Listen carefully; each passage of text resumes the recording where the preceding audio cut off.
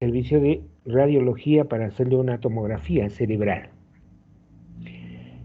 La tomografía cerebral encontró un cerebro indemne, es decir, no se visualizaba lesión isquémica, no se visualizaba lesión hemorrágica. El tecnólogo nos dice, doctor, ¿le pongo contraste para mejorar la visualización? Digo, espera, no le pongas contraste porque no vamos a obtener nada con el contraste si no hay ninguna lesión visible. Salvo que pensemos en un absceso, en un tumor o algo por el estilo que ya debería mostrarse si quieren algo en la tomografía. Afortunadamente no se hizo esto porque esto iba a empeorar la situación.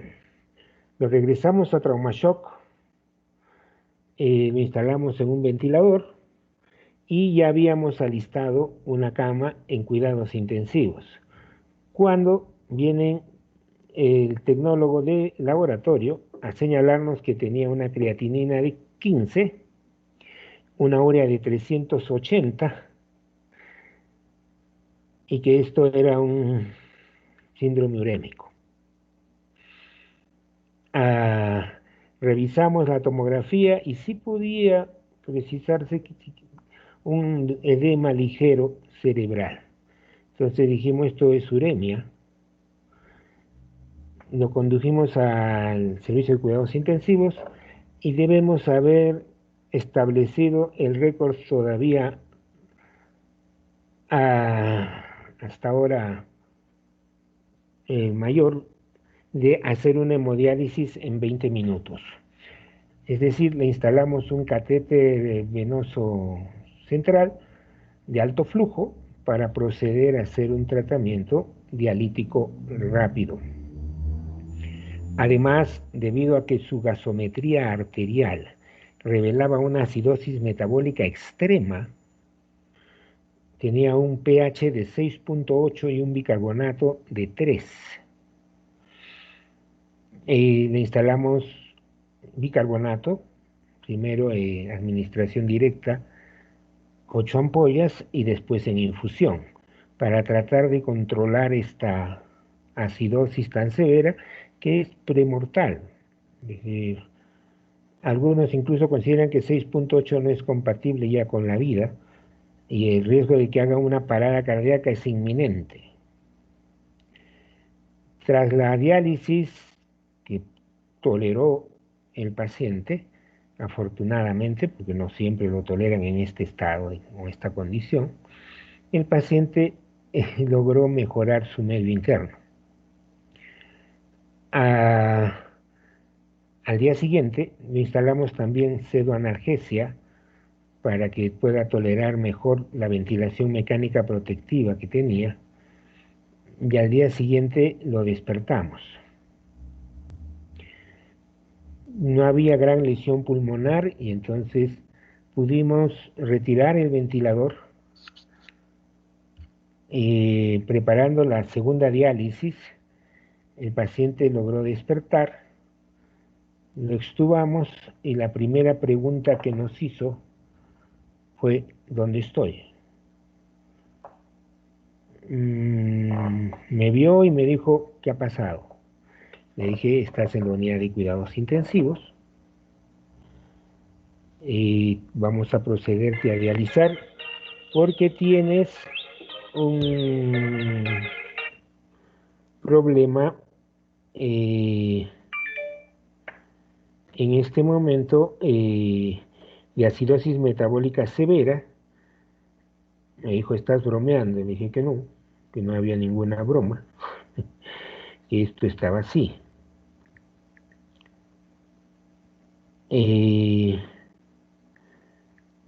Procedimos a la segunda diálisis y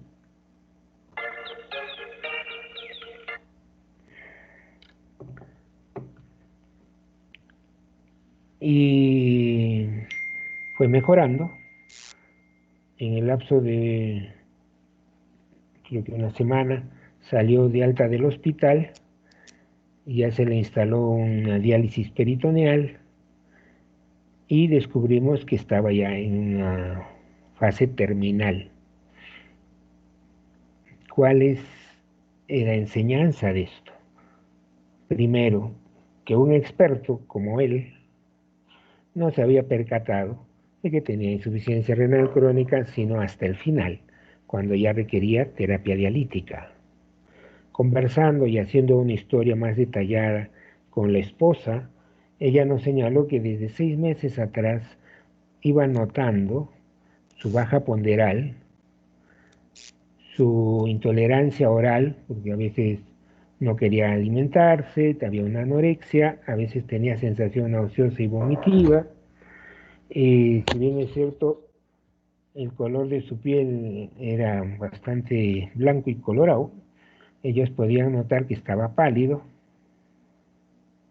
y múltiples veces le habían pedido que se evalúe en el hospital y él no se había hecho evaluar. Él señalaba que no había notado cambios en el volumen de su orina. La etiología de su falla renal crónica fue una uropatía obstructiva.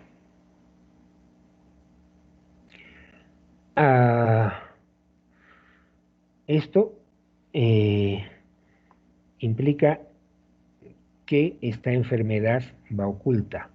Como oculto está este iceberg que solo muestra su parte más superior y no todo lo que va dentro. Esto pasó, esto que les estoy contando, hace aproximadamente 7 a 8 años. El doctor actualmente ya dejó de laborar en el hospital y está en la lista de espera para un trasplante renal en Lima. Ojalá y pronto puedan hacerlo para que él pueda restituirse a plenitud a su familia y a sus actividades.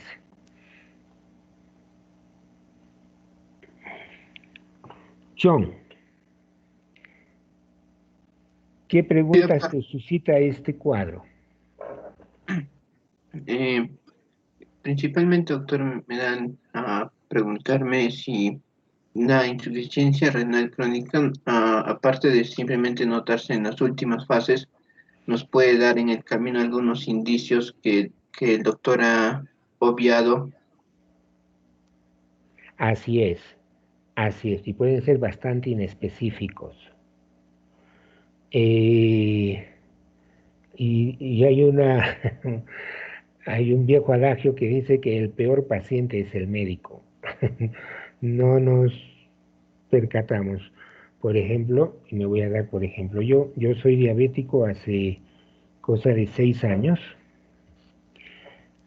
y he descuidado plenamente también mi control de diabetes, a punto tal que hace 3 semanas menos, 2 creo, el analizador de gases y electrolitos de mi unidad empezó a fallar.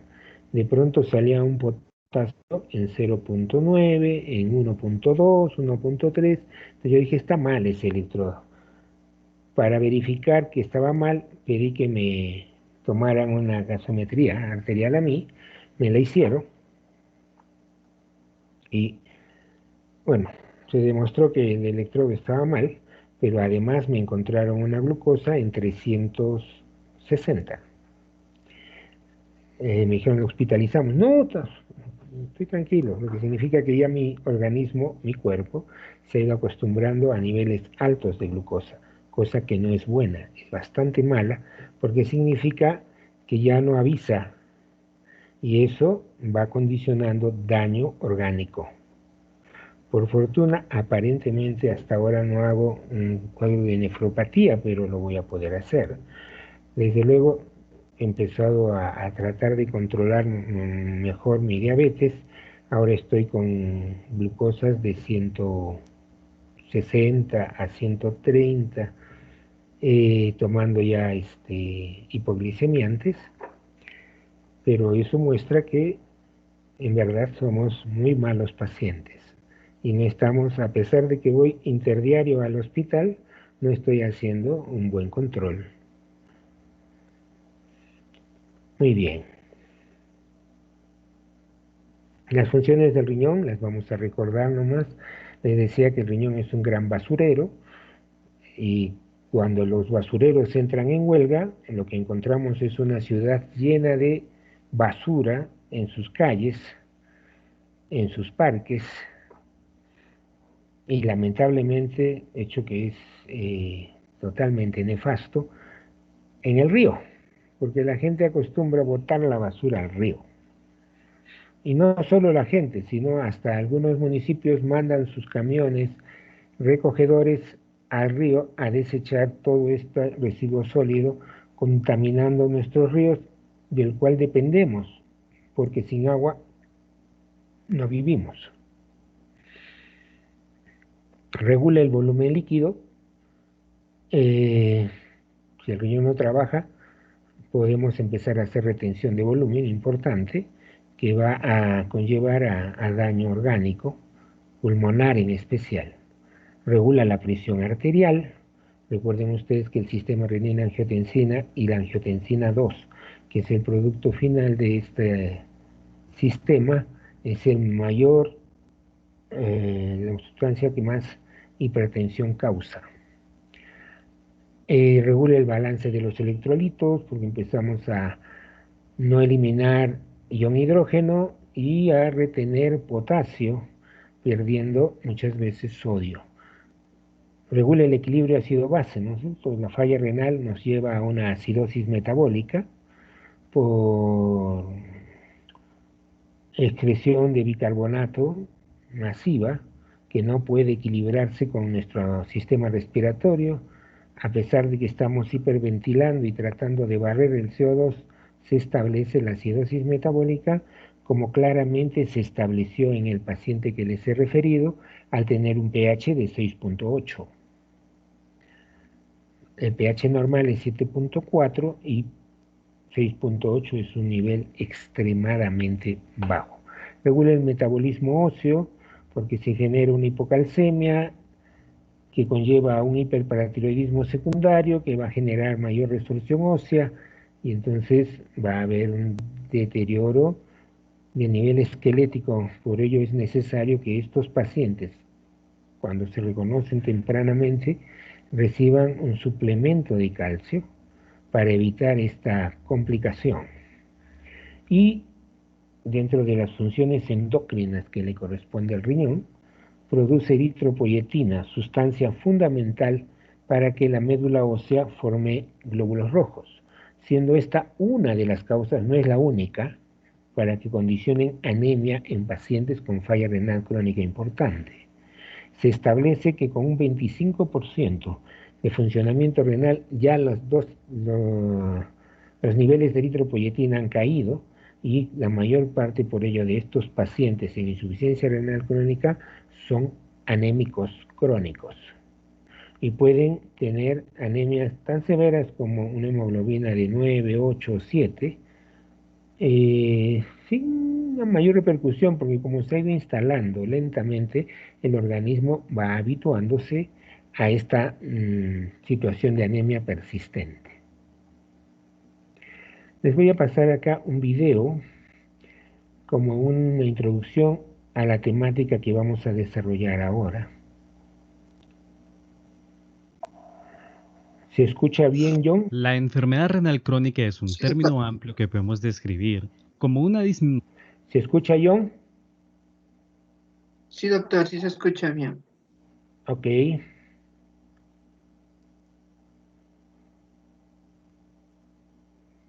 Continuemos entonces. La enfermedad renal crónica es un término amplio que podemos describir como una disminución en la función del riñón que se desarrolla en un tiempo mayor de 3 meses. En contraste, la lesión renal aguda se refiere a toda disminución de la función renal que ocurre en menos de 3 meses. Ahora bien, el trabajo del riñón es regular lo que hay en la sangre, por lo que puede eliminar residuos, asegurarse de que los niveles de electrolitos estén estables, regular la cantidad total de agua e incluso producir hormonas. La sangre entra en el riñón a través de la arteria renal y una vez dentro, esta llega a través de la arteriola aferente a pequeños grupos de arterias llamados glomérulos, donde inicialmente es filtrada, y es este filtrado el que luego pasa al túbulo renal para convertirse en la orina. La velocidad con la que esto ocurre se conoce como tasa de filtrado glomerular. En una persona saludable esta es alrededor de 100 a 120 mililitros por minuto por 1.73 metros cuadrados de superficie corporal. Este dato tiende a ser ligeramente menor en mujeres y disminuye lentamente en todos nosotros a medida que envejecemos. Una de las causas más comunes de enfermedad renal crónica es la hipertensión arterial. En la hipertensión, las paredes de las arterias que suplen al riñón se engrosan con el fin de resistir a la presión, lo cual resulta en una estrechez de la luz del vaso y a su vez traduciéndose en menos sangre y oxígeno que llegan al riñón, produciendo una lesión isquémica en el glomérulo. Células inmunitarias como macrófagos y otros que han acumulado lípidos conocidos como células espumosas llegan al glomérulo y comienzan a secretar factores de crecimiento como el factor de crecimiento transformante beta 1. Estos factores de crecimiento hacen que las células mesangiales tengan una regresión a su estado más primitivos, llamados mesangioblastos, y luego estos mesangioblastos secretan matriz estructural extracelular, lo cual en excesos conlleva a glomeruloesclerosis. Esto significa endurecimiento y cicatrización, reduciendo la capacidad de la nefrona para filtrar sangre, y con el tiempo esto nos llevará a una pérdida de nefronas y subsecuentemente a enfermedad renal crónica. Sin embargo, la causa más común de enfermedad renal crónica es la diabetes. En esta situación, la glucosa excesiva en sangre comienza a adherirse a proteínas, un proceso llamado glicación o glucosilación no enzimática de proteínas. Este proceso de glicación afecta particularmente a la arteriola eferente, haciéndola más rígida y estrecha. Esto crea una condición en la cual es mucho más difícil para la sangre abandonar el glomérulo, lo cual causa un aumento en la presión intraglomerular, conllevando a hiperfiltración, esencialmente un paso mayor de líquido.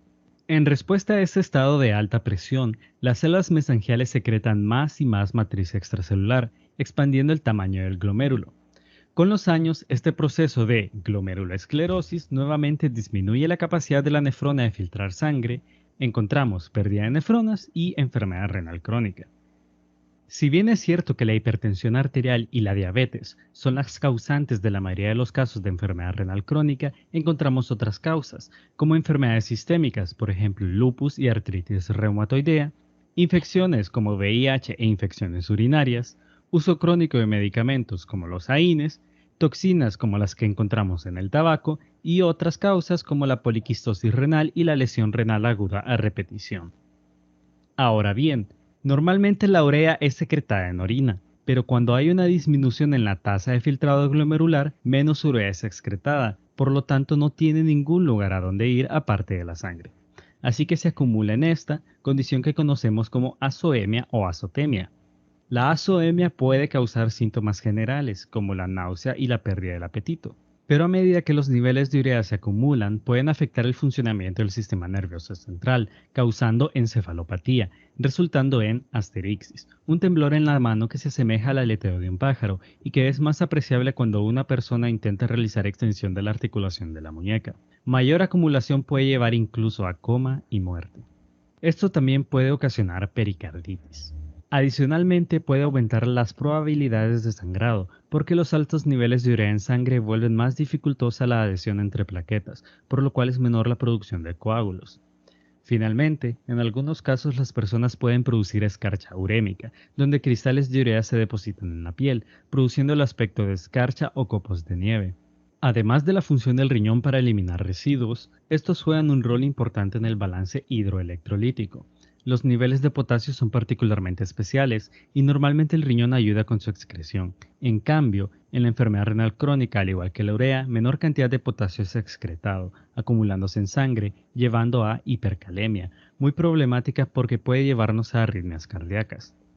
Otro rol importante es el balance de calcio. Normalmente el riñón ayuda a la activación de vitamina D, lo cual luego ayuda a la absorción de calcio de la dieta, pero en la enfermedad renal crónica encontramos menor activación de vitamina D, así que menos calcio es absorbido hacia la sangre, llevándonos a hipocalcemia, y con los niveles de calcio que caen, se activa la excreción de hormona paratiroidea, produciendo una pérdida de calcio en los huesos para suplir la poca cantidad en sangre.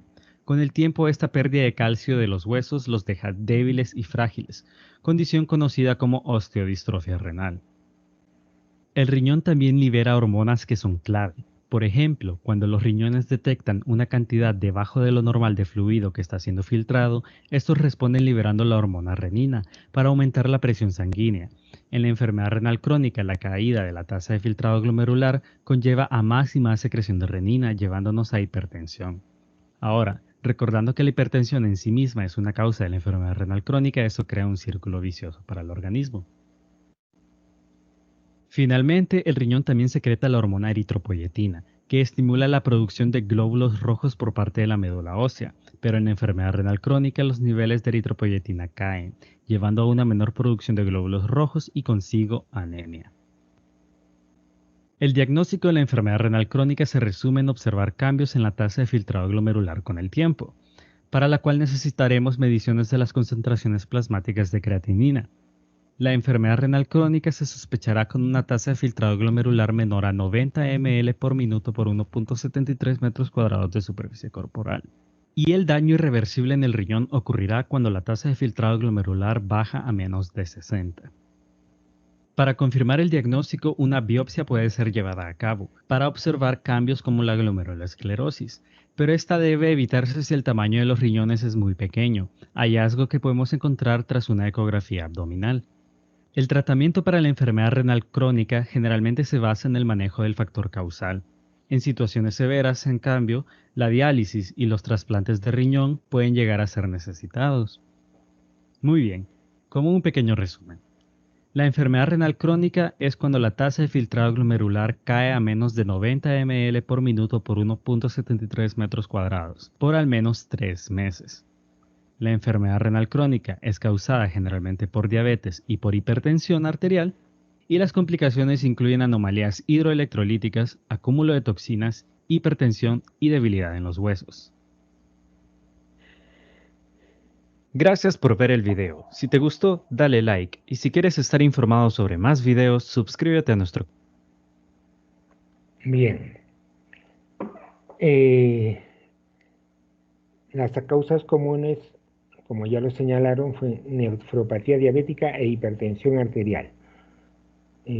Cuando uno va y revisa en un centro de diálisis cuál es la causa fundamental de la insuficiencia renal crónica, esta es diabetes mellitus, enfermedad que ha incrementado notablemente en los últimos 30 años.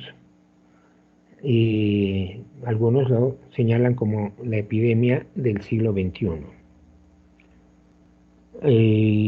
La segunda causa observable es la hipertensión arterial y en algunos otros casos idiopática, porque llegan los pacientes en un estado de insuficiencia renal crónica terminal con los riñones ya sumamente hipotróficos o empequeñecidos y ya no hay forma de saber qué fue lo que lo causó.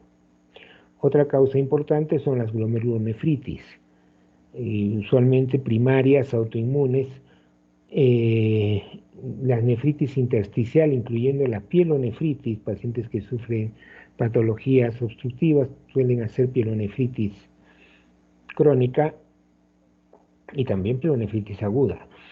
Enfermedades congénitas hereditarias ya son el menor rubro de causas y las neoplasias del mismo modo.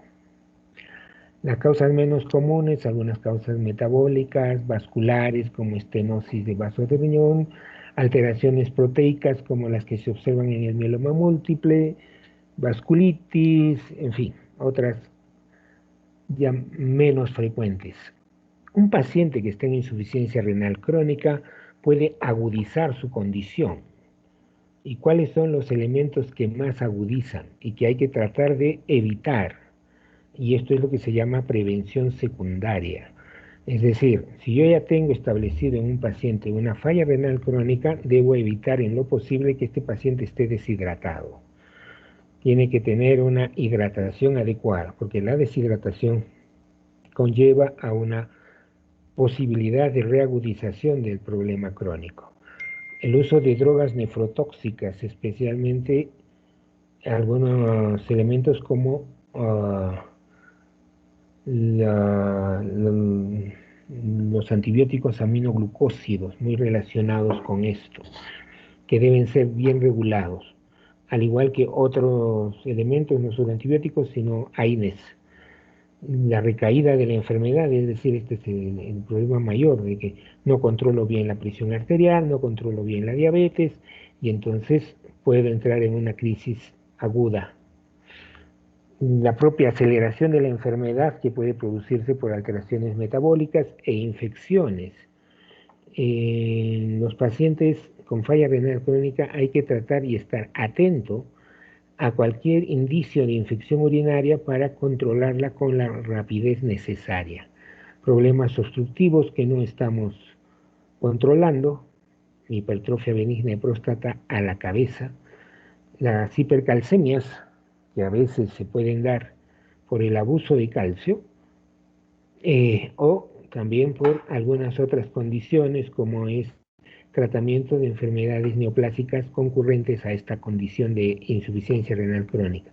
Hipertensión arterial no controlada, que ya vimos cómo es que puede reagudizar una falla cardíaca no controlada, que también va a disminuir el aporte sanguíneo al riñón y va a condicionar agudización en una falla renal crónica y las nefritis intersticiales por diversas causas, toxicidad por metales pesados o por drogas como los AINES.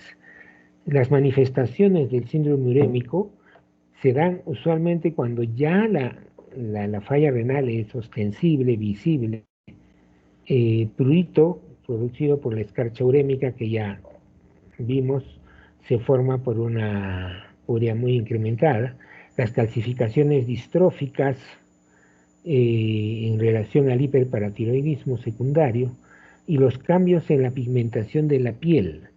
Si ustedes ven facies de pacientes con insuficiencia renal crónica, van a destacar la palidez por la anemia terrosa, porque los pacientes lucen hiperpigmentados.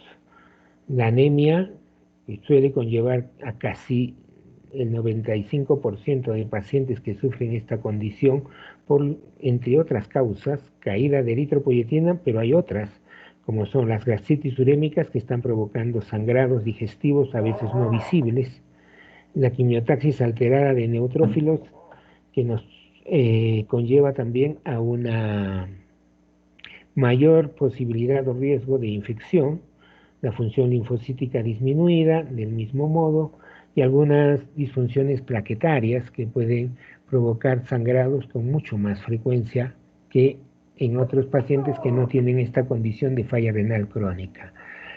Las neurológicas, ya vimos la encefalopatía que puede traducirse con somnolencia, obnubilación, incluso a coma. Hay una disminución de la atención, de la memoria del lenguaje, es decir, de las funciones mentales superiores, la asterixis, que no es otra cosa que la incapacidad de la persona de poder mantener una posición extrema. ¿Y cómo la buscamos? La buscamos pidiéndole que haga una dorsiflexión de la muñeca y que trate de mantener esta posición.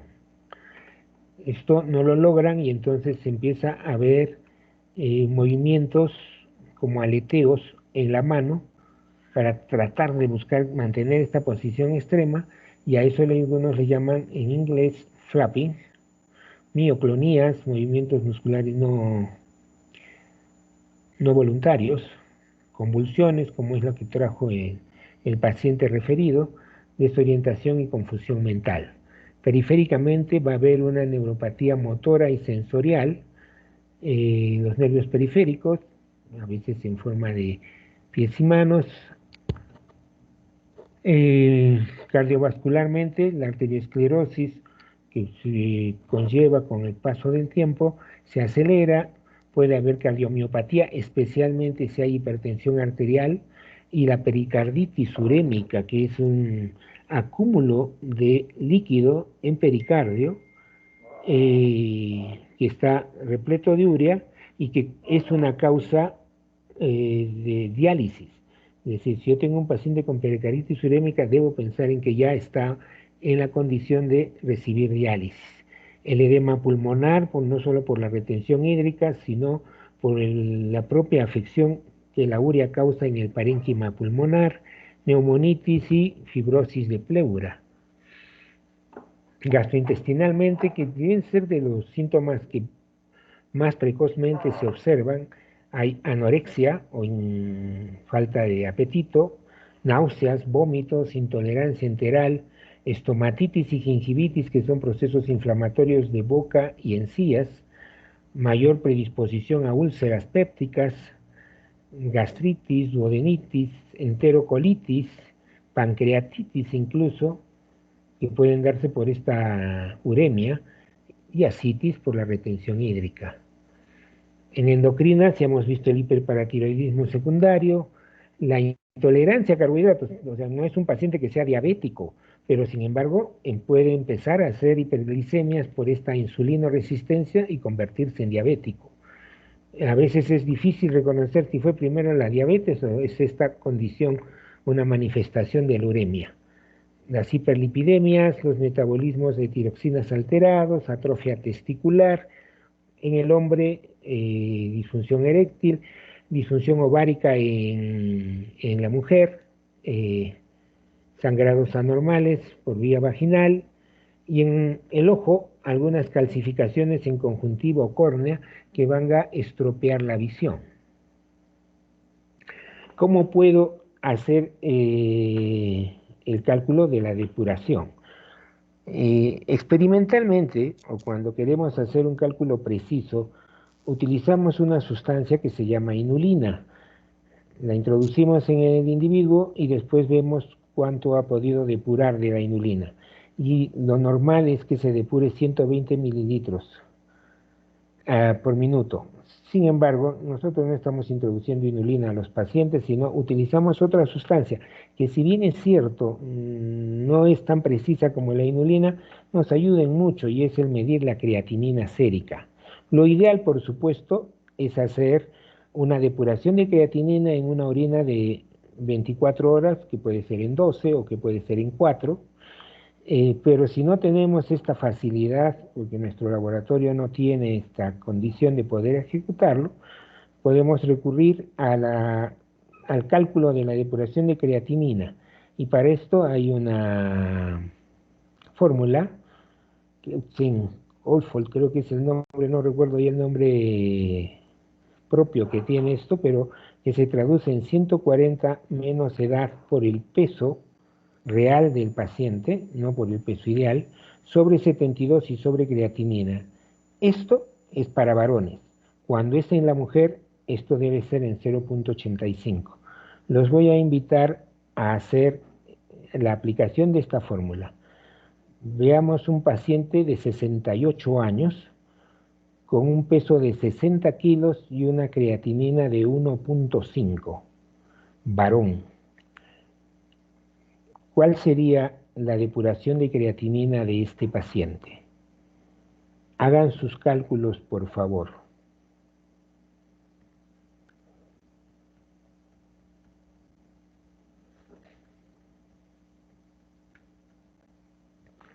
Repito los datos. Varón, 68 años, 60 kilos y una creatinina de 1.5. En muchos libros de patología clínica van a encontrar que la valoración normal de la creatinina va de 0.5 a 1.5. Veamos cuánto sale la depuración en este paciente.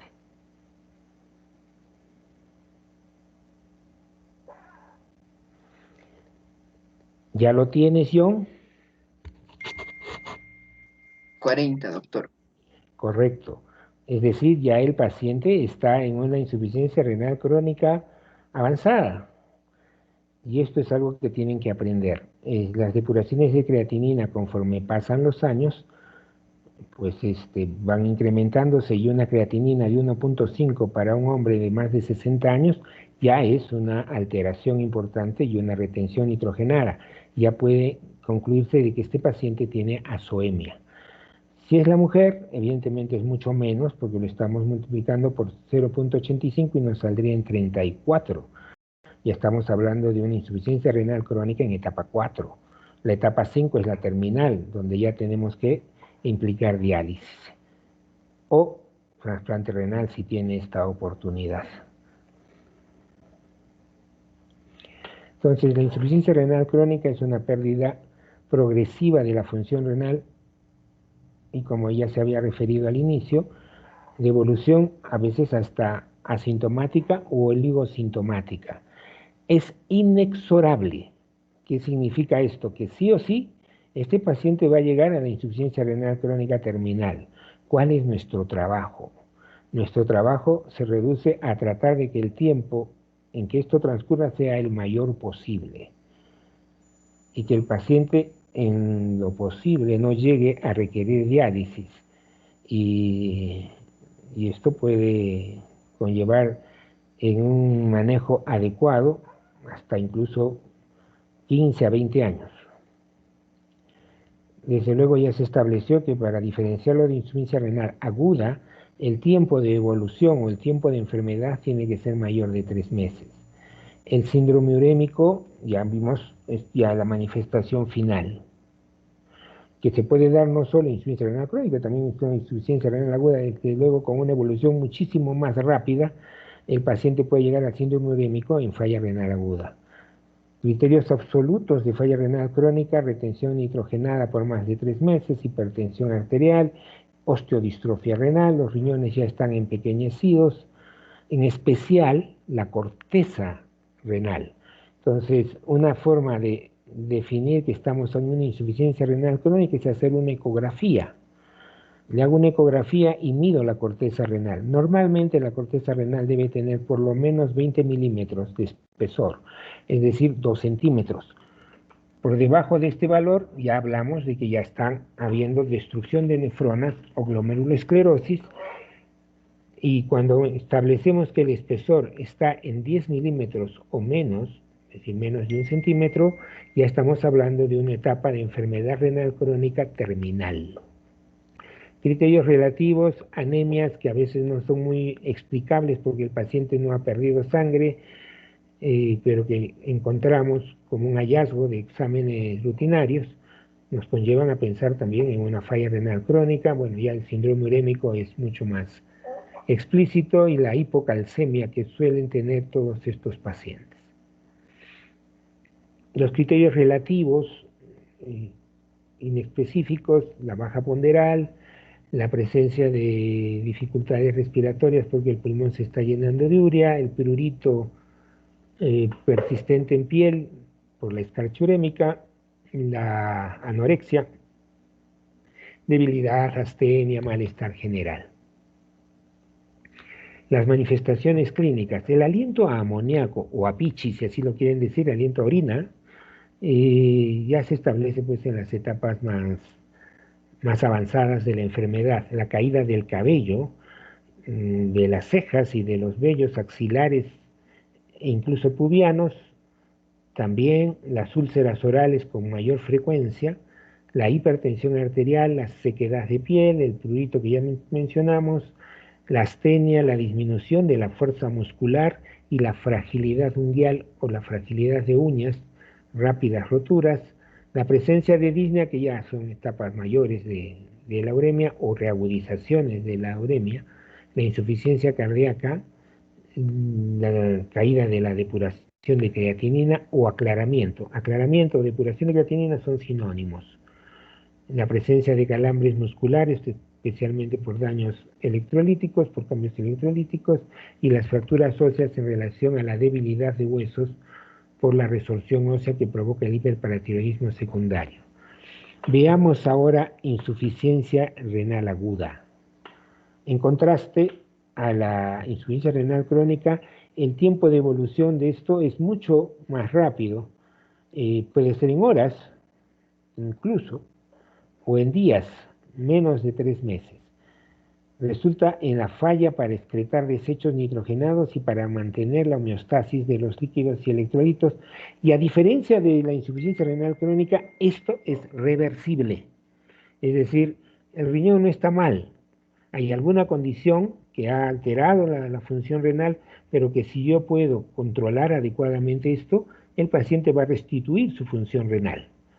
La diferencia aquí es que en una ecografía renal va a ver que el riñón está normal, que el espesor de la corteza renal está en 2 centímetros y no hay disminución de ella. Les voy a dar otro caso. Paciente que se somete a una urografía excretoria luego de estar con un proceso diarreico importante que la conlleva a deshidratación. Los pacientes que se someten a contrastes y que están deshidratados tienen mayor posibilidad de que el contraste dañe el riñón. Esta paciente tuvo este problema, inclusive algunos protocolizan, no todos, de que antes de hacer una urografía excretoria o una urotem, actualmente se usa más el urotem que la urografía excretoria, deban de recibir medio litro de líquido, justamente para tratar de evitar que se pueda generar una falla renal aguda por el contraste. Bueno, pues esta paciente no tuvo esa precaución, estaba deshidratada, los tecnólogos realizaron la urografía excretoria programada y días después de este proceso, de este procedimiento, perdón, la paciente empezó a desarrollar náuseas, vómitos, astenia, deterioro del sensorio y fue hospitalizada. En las pruebas realizadas a su hospitalización se encontró que la creatinina estaba por encima de 3, que la urea estaba cercana a 180, establecieron una falla renal aguda, porque no había previamente evidencia de azoemia, y la mandaron a nuestro hospital para una terapia dialítica. Si bien es cierto, al inicio la paciente era oligoanúrica, cuando le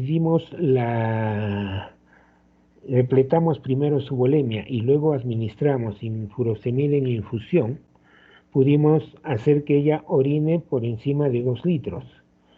A pesar de ello, la paciente seguía incrementando sus niveles de nitrogenados. La creatinina llegó a 5, la urea superó la barrera de 200 y llamamos a los nefrólogos para que la dialicen. El nefrólogo que acudió a responder la interconsulta dijo: yo veo a la paciente tranquila y bien, y es cierto, estaba con un Glasgow 15, no tenía evidencias de congestión, y ya no estábamos usando la infusión de furosemida, sino furosemida en horario, y estaba orinando por encima de 2000. Entonces dijeron, todavía no es necesaria la diálisis. Ok, pareció un sedimento urinario patológico, así que empezamos a utilizar antibióticos ante la posibilidad de una infección urinaria. Al cabo de, con la corrección debida a la depuración de creatinina que mostraba la paciente, siguió orinando, su estado clínico no cambió, seguía estando estable, pero su creatinina subió a 9. Y entonces llamamos otra vez a los nefrólogos y dijimos, ya dialízala, ya está en 200 y pico, de 250 y tantos de urea. Y los nefrólogos dijeron, pero está tranquila y está orinando, no se preocupe, los niveles de potasio son normales, no hay evidencias de pericarditis, no hay evidencia de congestión pulmonar, no hay falla cardíaca, no se realiza la diálisis. Y nosotros ya estábamos medio asustados porque nos llegó la siguiente creatinina en 12 y la urea en 300 y pico. Entonces, esto es lo que se llama insuficiencia renal aguda no oligúrica, es decir, con una buena diuresis. Pero igual le dijimos, oye, dialízala ya, pobrecita, dialízala. Y no la dializaron. Al cabo de unos días, la creatinina empezó a bajar. Y fue dramática la caída de la creatinina.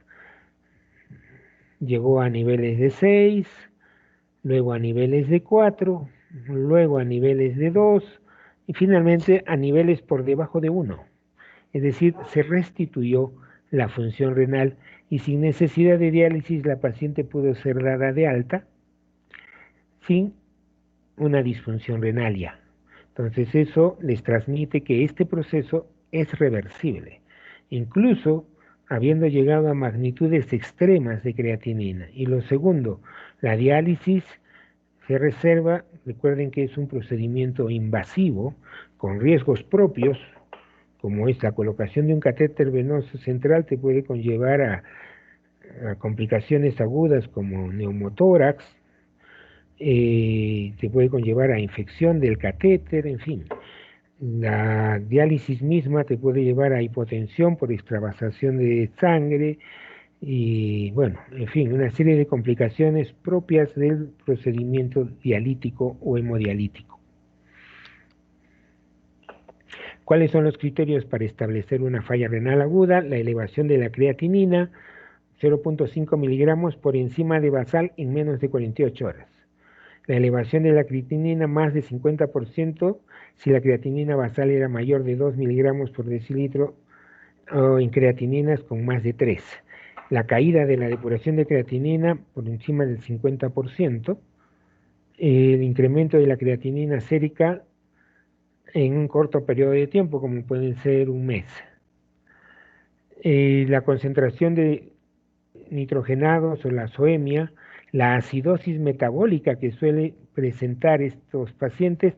Curioso, si bien es cierto, le encontramos acidosis metabólica a la paciente que he referido al ingreso, e incluso por ahí le pusieron bicarbonato, sin que esto sea realmente indicado, pero se lo hicieron. Después de que ya se restituyó una buena diuresis, un buen volumen de orina, ya no había acidosis metabólica, y eso era algo que los nefrólogos también veían para tomar la decisión de dializarla o no dializarla. Hipercalemia, que tampoco ya se mostró en la paciente, y la retención hidrosalina traducida en congestión pulmonar, tampoco. Perdón. Entonces, la ira oligúrica y la ira no oligúrica, falla renal con oliguria y sin oliguria. La diuresis menos de 0.5 mililitros kilogramo hora, si tiene 60, 30, menos de 30 mililitros por hora, ya nos traduce en una ira oligúrica o una oliguanuria. La diuresis de menos de 500, que es oliguria, la diuresis de menos de 1 mililitro por kilo por día, que ya es criterio de anuria, y la mayor parte de estos pacientes son pediátricos. Son los niños los que más sufren este tipo de alteración. Claro, en la epidemia del cólera, esto fue más en un inicio en los adultos y no en los pediátricos, porque fue una gran epidemia. Los pediátricos no eran nuestros pacientes, sino los adultos que estaban más expuestos a la bacteria, al Vibrio cólera, y que tenían pues episodios agudos de diarreas profusas, vómitos y deshidrataciones severas. Al inicio, muchos de ellos fallecieron porque no se pudo controlar esto y no había servicios de diálisis disponibles para tantas personas. Pero después, cuando aprendimos a manejar e hidratar adecuadamente a los pacientes que venían con este problema, ya muy pocos, muy contados casos requirieron de diálisis. Descubrimos, por tanto, que reponiendo la hidratación, hidratando rápidamente al paciente, preferentemente por vía oral, aunque inicialmente en algunos casos hasta en un 10% necesitáramos hidratarlos por vía parenteral o endovenosa, pues solucionábamos el problema. Y ahí está la razón por la cual nosotros hemos tenido la epidemia de cólera del siglo XX con menos mortalidad en la historia. Nuestra mortalidad en esta epidemia fue menor al 1%. Y entonces eso nos constituyó un espaldarazo muy grande ante la opinión mundial. Si bien es cierto, elevó el prestigio del país, también elevó el prestigio de nuestro gobernante de turno, aunque él no tuviera nada que ver en esto, que era el presidente Alberto Fujimori. Y después del 91, con esta popularidad, el año 92 disolvió el Congreso, lo que algunos señalan como un golpe de Estado, y empezó su gobierno dictatorial. Bueno, eso no era lo que perseguíamos nosotros. Lo que perseguíamos era, evidentemente, disminuir la mortalidad de estos pacientes que nos llegaban a montones a los servicios de emergencia. ¿Cuál era el truco? Que la falla renal aguda que estaba en oligúrica pasara a no oligúrica. Es decir, diuresis normal o elevada porque eso nos permitía un mejor manejo y un mejor pronóstico. Yo recuerdo haber estado en la emergencia del Hospital de Apoyo de Iquitos, donde habían cerca de 100 pacientes en su patio y garaje, donde guardaban los carros, que ya se retiraron los carros, y ahí había un paciente sentado en el piso con un familiar cargando en alto el suero que le estaba pasando. Entonces, lo que llegamos y preguntamos fue, ¿quiénes han orinado? Levantaban la mano y decían, ya, para acá. Los que no han orinado, levantaban la mano, para acá. Y nos dedicábamos a estos pacientes que no habían orinado, porque era muy difícil manejar 100 pacientes en forma rápida. Entonces, aquellos que pasan a falla renal aguda no oligúrica, ya estos los empezamos a manejar con terapias de rehidratación oral, es decir, les dábamos sales de rehidratación oral por boca, y si empezaban a vomitar mucho, les poníamos una sonda nasogástrica y por la sonda empezábamos a hidratarlos con la solución que después se llamó como polielectrolítica. El trabajo entonces consistía en cambiar de ira oligúrica a ira no oligúrica. No usamos furosemida en estos grupos enormes de pacientes. Lo que usamos es hidratación. A veces nos predisponemos a utilizar diuréticos por ver que orinen, aunque sea, pero darles furosemida a estos pacientes hipovolémicos era contraproducente, era dañarlos más. Y hay que recordar que la furosemida es un medicamento nefrotóxico, es decir, causa daño. Lo primero por hacer a algún paciente no es darle furosemida, en absoluto. Es más, nosotros hasta proscribimos su uso, por la facilidad con que en los centros de salud lo prescribían. Lo mismo proscribimos el uso de antidiarreicos.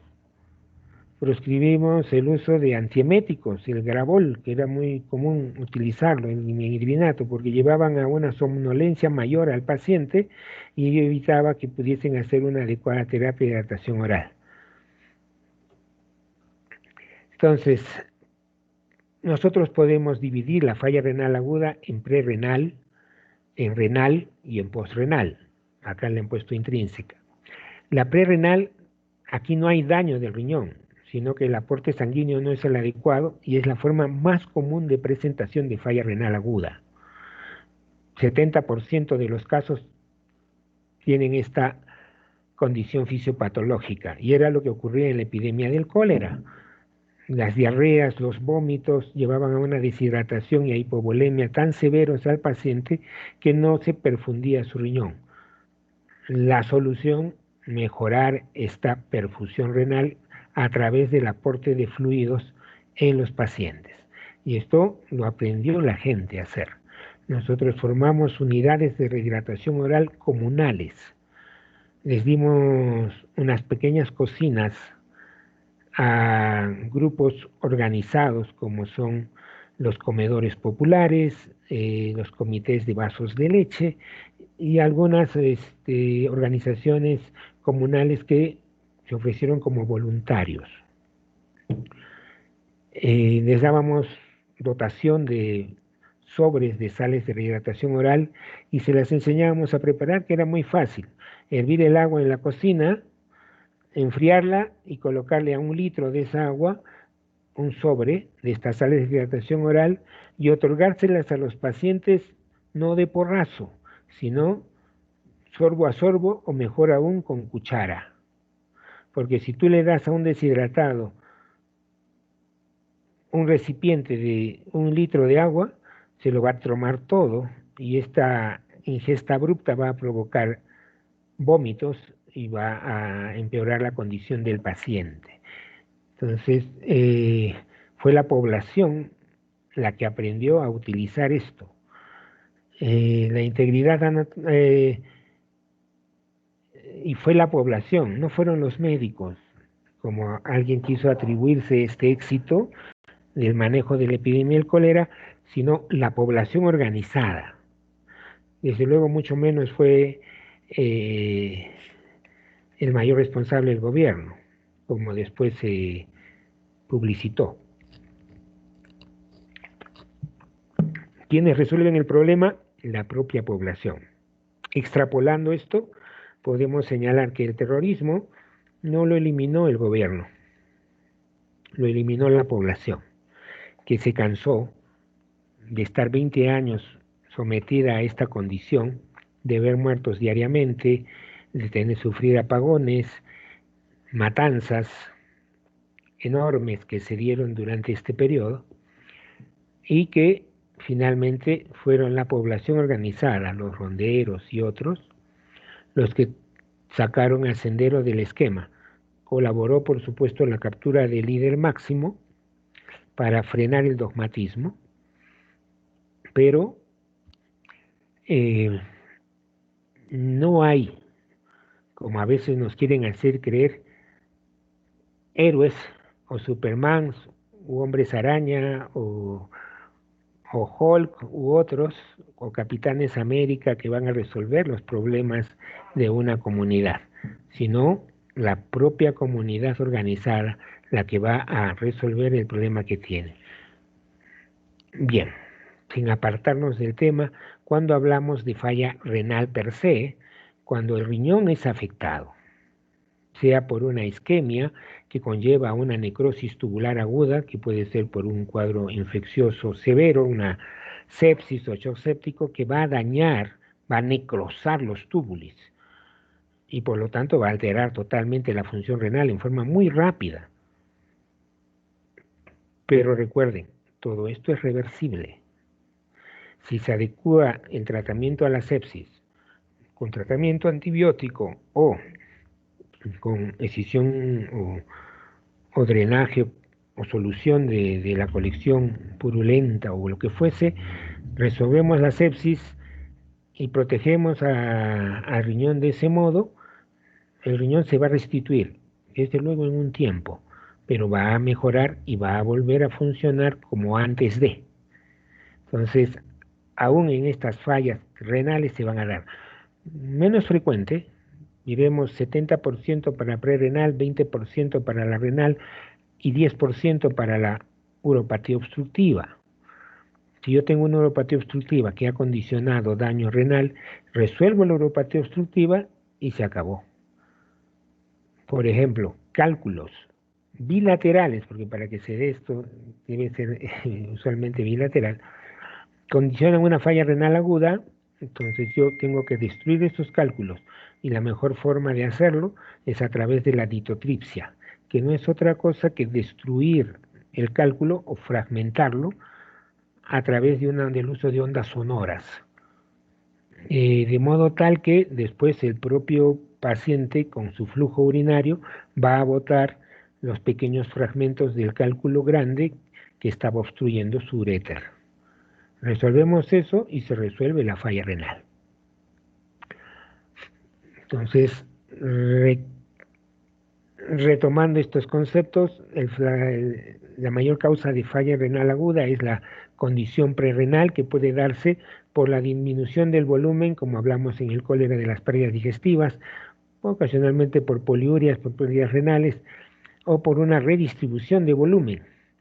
Por ejemplo, una obstrucción intestinal. Si la obstrucción intestinal se da, va a haber una retención de líquidos abundante en el lumen intestinal. Entonces, lo primero a hacer a un paciente que tiene obstrucción intestinal es hidratarlo enérgicamente, porque este secuestro de líquidos que se produce en los lúmenes intestinales va a llevar a una hipovolemia severa y puede conllevar a una falla renal aguda. Entonces, lo primero es hidratar. Después resolvemos el problema de la obstrucción, sea cual fuera su causa, sea un vólvulo de sigmoides muy frecuente en zonas altoandinas como la nuestra, sea un apelotonamiento de ascaris lumbricoides con mayor frecuencia en las zonas de trópico, en especial nuestra zona de selva. Si hay una falla cardíaca, hay que resolver la falla cardíaca y mejorar el gasto para que garanticemos una buena perfusión renal. Los cuadros de secuestro de líquido por vasodilatación capilar, como ocurre en la sepsis. Entonces, ¿cuál es el primer manejo de la sepsis? ¿El antibiótico? No. primer manejo de la sepsis es la reposición de volumen. Y entonces con ello tratamos de proteger a riñón y a los otros órganos. Después viene el antibiótico para controlarlo y si es necesario, si el factor de la sepsis es, por ejemplo, una colangitis, pues hay que entrar a operar y drenar ese colédoco y dejar un dren para sacar toda la bilis purulenta que éste contiene. Y si hay cálculos que han determinado la obstrucción del colédoco, pues también retirar los cálculos. La vasoconstricción renal, especialmente de la arteria eferente, no de la aferente, que producen los AINES, pero cuando se consumen por tiempos prolongados, que no es tan inusual consumir AINES por espacio de años. Y un efecto adverso, afortunadamente no visto con frecuencia, es la vasodilatación de la arteriola eferente, producidos por los inhibidores ECA, el hipotensor más usado actualmente, o por los antagonistas de los receptores de la angiotensina, también bastante utilizados actualmente en el manejo de la hipertensión arterial. La falla renal aguda por lesiones en el propio riñón, sea porque se obstruye una arteria renal, sea porque se produce una inflamación o infección, o porque se lesiona debido a la ingesta de una sustancia tóxica como el metanol u otros, también nos van a llevar a ¿qué? A una necrosis tubular aguda. Se destruyen los epitelios de los túbulos y entonces se produce una falla renal aguda. Puede darse por toxicidad directa, por alteración hemodinámica como en el caso de la sepsis o el shock séptico, por hemoglobinuria. ¿Y cuándo se puede producir hemoglobinuria? Por ejemplo, por la mordedura de una loxoceles, la mordedura de la araña. Esto puede provocar hemólisis y entonces grandes cantidades de hemoglobina se introducen en el glomérulo y van a condicionar necrosis tubular aguda. Entonces, la primera acción frente a una mordedura de araña no es tratar las lesiones de piel que a veces quedan por estas loxoceles que pueden hasta necrosar y dejar lesiones dérmicas extensas, sino hidratar para evitar la falla renal aguda que a veces son la causa de muerte en estos pacientes. La nefritis tubulointersticial por fármacos, por acción inmunológica o por neoplasias. La glomerulonefritis aguda, especialmente la producida por postinfecciones o la llamada glomerulonefritis postestreptocócica, que suele seguir a un proceso dérmico o en nuestro medio es más común el proceso dérmico y las infecciones gastrointestinales más que los procesos respiratorios altos. La glomerulonefritis aguda producida por nefropatía lúpica o por vasculitis como la de Heno-Schönlein, oclusiones vasculares que ya son menos frecuentes. La forma obstructiva causante del 10% de casos de falla renal aguda, evidentemente en relación a la obstrucción en alguno de estos espacios del árbol urinario o de las vías excretoras. En pelvis bien puede formarse cálculos coraliformes que cierran todo este espacio y por lo tanto obstruyen la salida. Esto era mucho más frecuente cuando no teníamos muy bien controlada la tuberculosis, pero ocasionalmente la estamos viendo. La presencia de tumores, la más común en nuestro caso, es la presencia de metástasis ganglionares por cáncer de cuello uterino, que pueden obstruir uréteres y pelvis para no dejar que se excrete orina y esto, por juego de presiones, lesionar el parénquima renal. Algunas lesiones propias intraluminales de la pelvis y del uréter proximal, cálculos como primera causa de obstrucciones de los uréteres, tumores que ya señalamos, inflamación, embarazo que no es común, pero alguna vez el aumento del cuerpo uterino podría también conllevar cierta obstrucción relativa de salida. No es lo más común, pero puede dar lugar a una falla renal aguda. El reflujo vésico-ureteral, que es por una disfunción del esfínter, tumores de vejiga que también van a condicionar esto, la hiperplasia de próstata, también el cáncer, las prostatitis infecciosas, que esto es más frecuente en personas jóvenes, usualmente están en relación a blenorragia o gonorrea y otros, las lesiones y tumoraciones en la zona de uretra que son poco frecuentes. ¿Cuál es la condición y cuadro clínico? Náuseas, vómitos, como ya vimos, anorexia, el sabor metálico en la boca, trastornos de neuropatía periférica en las partes más extremas o acras de las extremidades, alteraciones en el estado mental que pueden ir de somnolencia, como han visto ustedes, hasta el coma, estados de agitación, delirio, y acá esto es lo más importante. ¿Cómo puedo hacer el diagnóstico de falla renal aguda? A través de una muy buena anamnesis.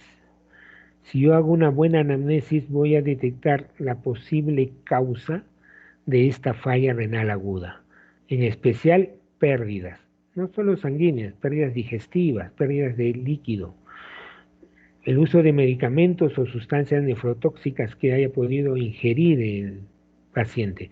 Nosotros tuvimos hace unos 15 años un problema de metanol.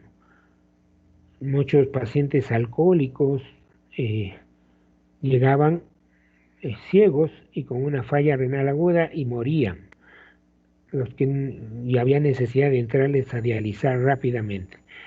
¿Qué se descubrió? Que habían ingerido metanol. ¿Cómo así?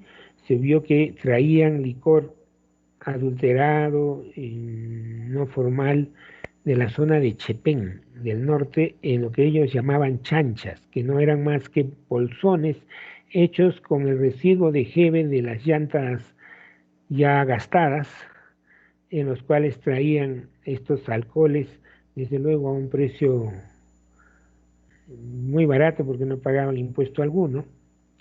Recuerden que las sustancias alcohólicas, cerveza, whisky y otros, tienen un aumento de precio notable por el impuesto que se le pone. Yo por eso a veces les digo a los alumnos, si ustedes ven una cantina y ahí están las personas libando licor, agradezcan, porque esos están contribuyendo a sostener su universidad.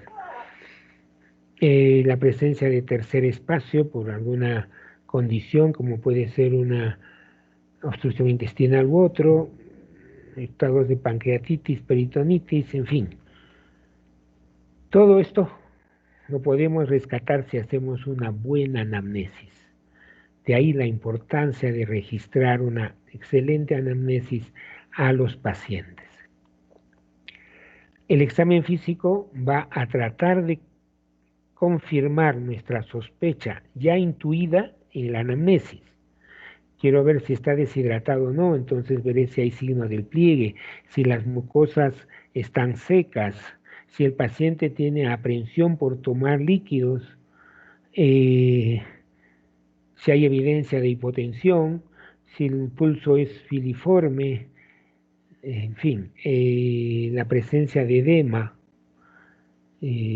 para valorar si está habiendo ya una retención hídrica importante, si hay o no ingurgitación yugular, si la hay, valorar si no estamos ante una insuficiencia cardíaca, valorar si hay hipotensión ortostática, si hay hipotensión real, una caída de la presión arterial, o a veces hipertensiones arteriales muy severas de segundo o tercer grado, que están condicionando también una falla renal aguda.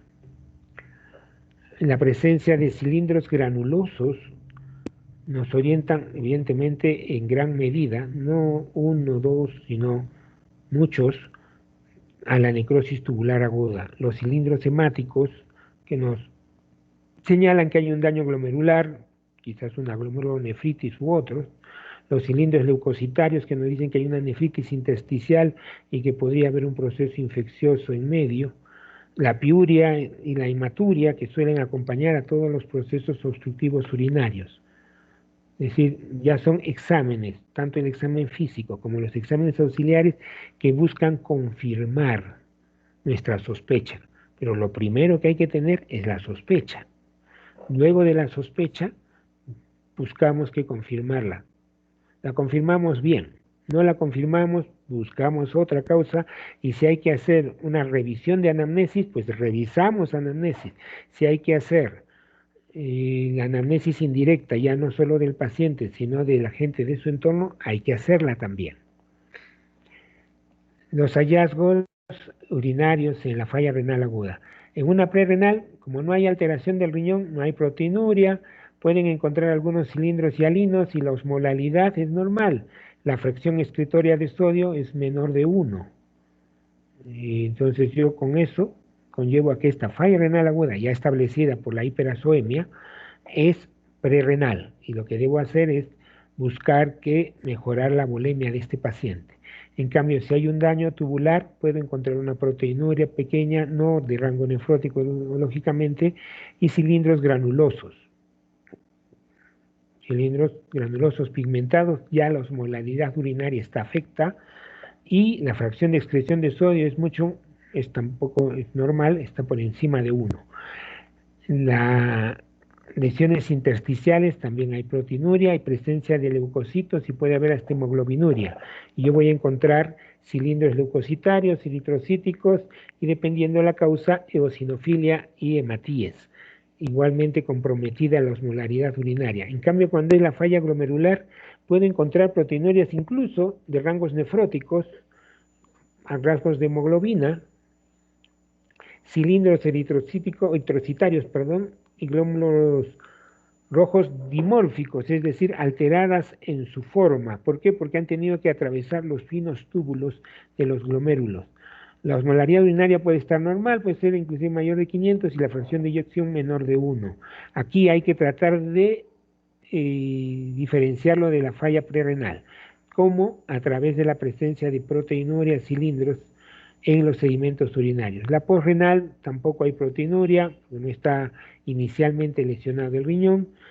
Sí hay leucocitos y hemoglobina, ya decíamos que la piuria y la hematuria suelen acompañar a las lesiones obstructivas. Presencia de cristales, eritrocitos y leucocitos en el sedimento y una osmolaridad también ya disminuida por la fricción renal y una fracción de excreción de sodio mayor de 1. Entonces, hay una clasificación de la falla renal aguda que es la que actualmente se usa junto con otra clasificación japonesa que es el AKI. Esta es la que más se utiliza, que es el rifle. No está la L acá porque en inglés pérdida significa loss, L-O-S-S. Con eso se completaría el acrónimo de rifle.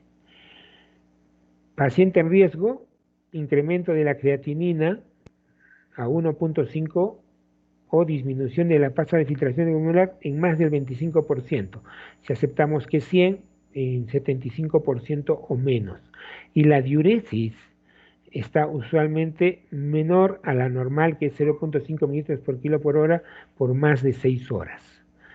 La injuria renal, el incremento de creatinina ya no por 1.5 sino por 2, y la disminución de la tasa de filtración por encima del 50%, es decir, una depuración de creatinina de 50 mililitros por minuto o menos. La diuresis por debajo de lo normal por encima de 12 horas. La falla per se ya renal aguda, un incremento de creatinina por 3, disminución de la tasa de filtración glomerular por más del 75% o una creatinina ya aumentada notablemente en 4, o un aumento rápido de la creatinina en más de 0.5 miligramos por decilitro y una diuresis menos de 0.3 mililitros por kilo por hora por más de un día. Establecer que hay una, por lo tanto, oliguria o anuria por más de 12 horas. Y la pérdida ya de nefronas traduciéndose hacia una falla renal crónica, la persistencia de la falla renal aguda que no puedo controlar en 4 semanas y que por tanto ya conlleva a un daño renal importante y puede acabar en esto que decía la pérdida de la función renal por más de 3 meses, que es una insuficiencia renal crónica terminal. O perdón, insuficiencia renal crónica per se, no necesariamente todavía terminal. Muy bien, aquí concluimos. Ahora sí, todas las preguntas que pudiesen tener, a ver si las puedo absolver. ¿Cuántos somos, John? Ahorita llegamos a 30, doctor. Wow, nos faltan 10, ¿no? ¿Son 40 ustedes? Sí, doctor, 40. Ya, hay gente que está relajada entonces. Y ese es un problema, porque después no quieren que se les pongan notas deficitarias. Perdón. Buenas tardes.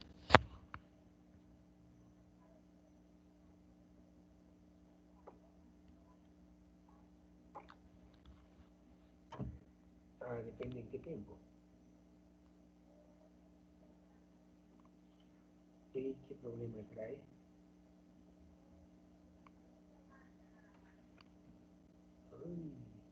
¿Podrá esperar unos 15 minutos o 20 minutos más real? En 20 minutos.